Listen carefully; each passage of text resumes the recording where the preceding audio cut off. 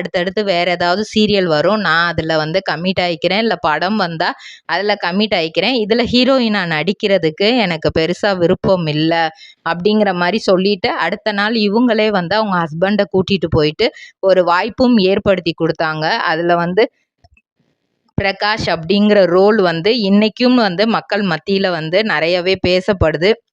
நிறைய பேர் வந்து சத்யா பிரகாஷ் அப்படிங்கிற ரோலை வந்து இப்போவும் பேசுவாங்க. அவருக்கு பெருசாக ஒரு ஸ்டெப் எடுத்து வச்சது வந்து அந்த இதுதான். ஸோ என்னோட ஒய்ஃப், அவர் எல்லா இன்டர்வியூலையும் சொல்கிறது, என்னோட ஒய்ஃபு தான் இந்த ஃபீல்டில் நான் இவ்வளோ பெருசாக இருக்கிறதுக்கு வந்து காரணமே.